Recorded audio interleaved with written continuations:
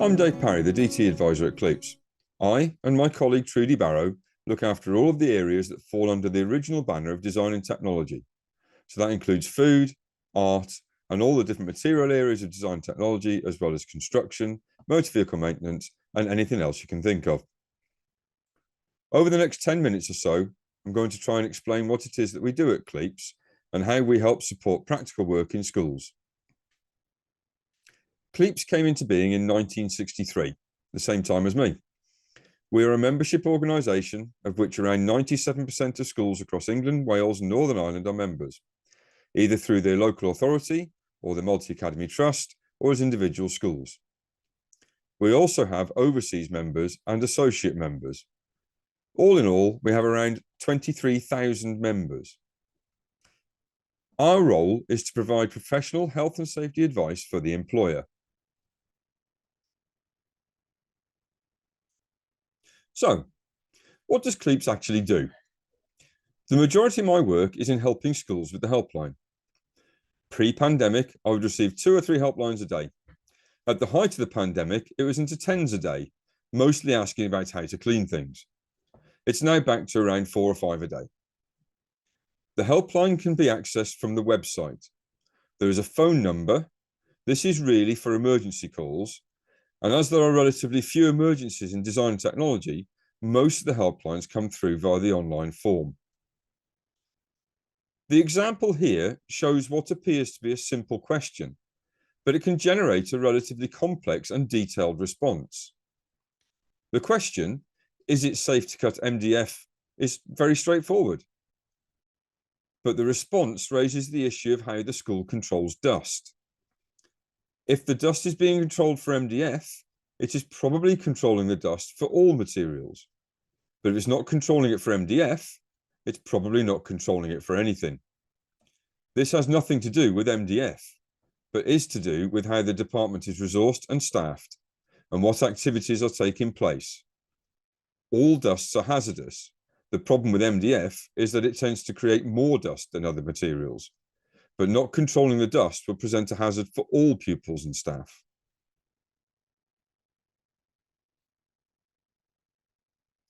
We carry out audits across the country. I've done around 200 of these over the past 10 years. An audit is a visit to the school, a chat with relevant staff about policies and procedures, then a tour of the facilities where we take loads of photos and then go away and write up a report. The report identifies where we think improvements could be made to make the area safer.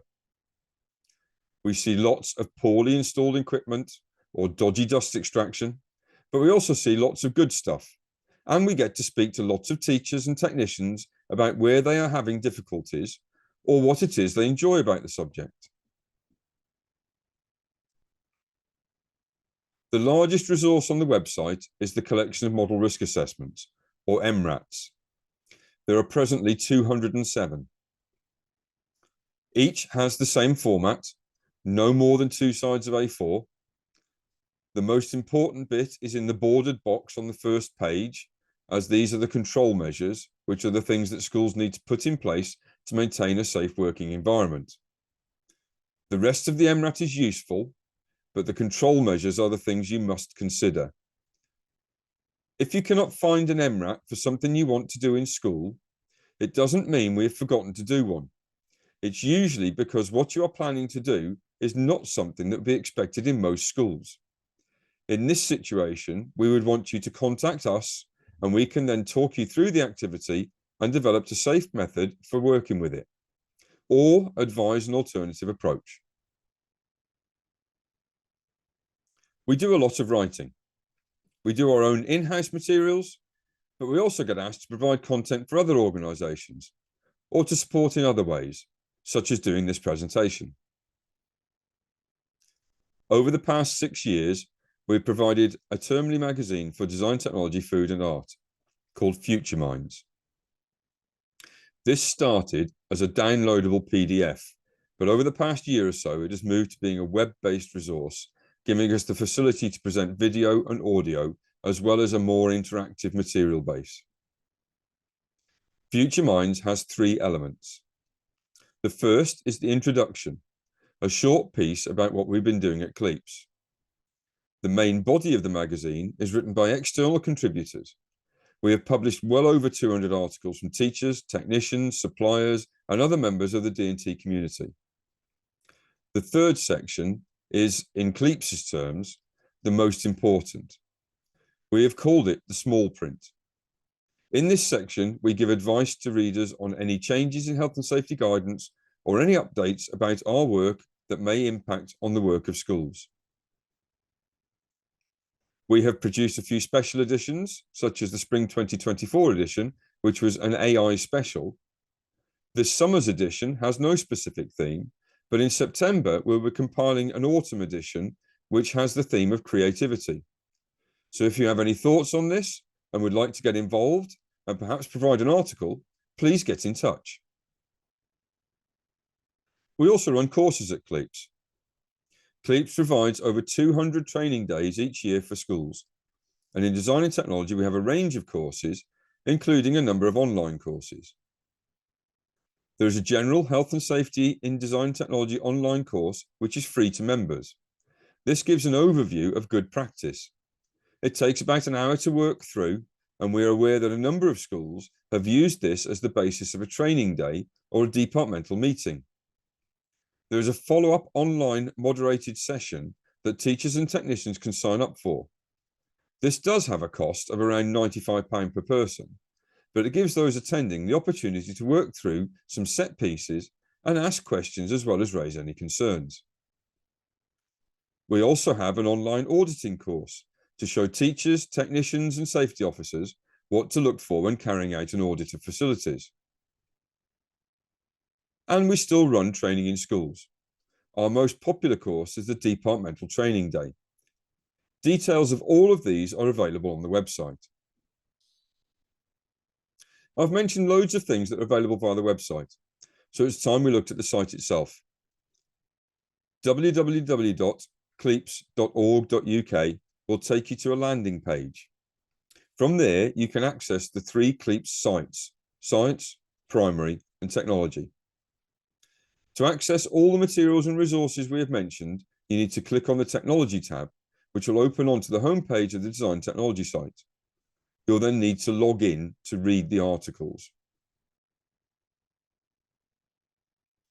As CLEAPSS is a membership organisation, the majority of the web resources are protected by password.